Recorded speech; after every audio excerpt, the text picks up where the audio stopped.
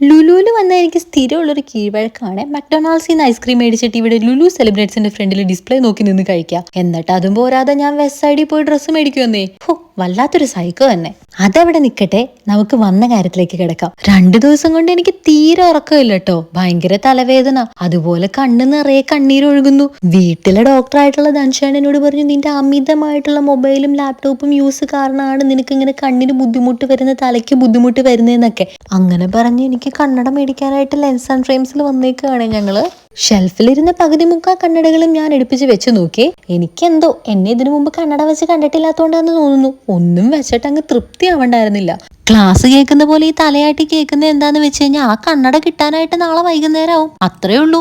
ഈ കണ്ണടയാണ് ഞാൻ എടുത്തത്. പണ്ട് എന്റെ അച്ചമ്മയ്ക്കും ഉണ്ടായിരുന്നു ഇങ്ങനത്തെ ഒരു കണ്ണട. ട്രെൻഡ് ലേശം കൂടിപ്പോയോ എന്നൊരു സംശയം. കണ്ണടയൊക്കെ എടുത്ത സ്ഥിതിക്ക് നമുക്ക് കുറച്ച് മധുരാവാം. ഞാനിവിടുന്ന് ഒരു സ്നിക്കർ വാഫിൾ ഓർഡർ ചെയ്ത സമയത്ത് ധൻഷേട്ടന് ഇവിടെ ഒരു കൊറിയൻ ലോഡഡ് ഫ്രൈസ് ഓർഡർ ചെയ്തേക്കാണ്.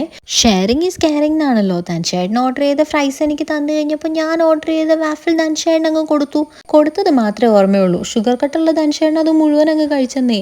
ഇനി അടുത്ത കലാപരിപാടി ഹൈപ്പറിൽ കയറി ട്രോളി തള്ളി നടക്കലാണ്. ഇതെനിക്ക് ഭയങ്കര ഇഷ്ടമുള്ള കാര്യമാണ്. പ്രത്യേകിച്ച് ഒന്നും എടുക്കാനില്ലെങ്കിൽ ഞാൻ ഈ ട്രോളിയും പിടിച്ച് എന്തെങ്കിലുമൊക്കെ പോയി കണ്ടുപിടിച്ചെടുക്കുക. ഇവിടെ കുനാഫ ചോക്ലേറ്റ് ഒക്കെ ഉണ്ടെന്ന് ഞാൻ ഇപ്പോഴാണ് കേട്ടോ അറിയുന്നത്. ഞാൻ എടുത്തില്ല, എനിക്ക് കുനാഫ അത്രയ്ക്ക് ഇഷ്ടമല്ല കേട്ടോ. ധൻഷേട്ടനാണെങ്കിൽ ഇവിടെ ഓരോ ബിസ്ക്കറ്റ് ഒക്കെ എടുത്ത് മൈദ എന്തോരം ഉണ്ട്, പാമോയിൽ എന്തോരം ഉണ്ടെന്നൊക്കെ നോക്കിയപ്പോഴത്തേക്ക് ഞാൻ ഇവിടെ ഫുഡ് സെക്ഷനിൽ വന്ന് കുറച്ച് ഫ്രൈഡ് റൈസും ചിക്കനും ഒക്കെ എടുത്ത് എന്ത് സാധനം കഴിച്ചാലും ശരി രാത്രി കുറച്ച് സലാഡ് മുഖ്യം ബിഗിലേ, അതില്ലാതൊരു പരിപാടി നമുക്കില്ല. അങ്ങനെ നമ്മൾ സലാഡ് കുറച്ച് മിക്സ് ചെയ്തെടുക്കാന്ന് ഓർത്തെ.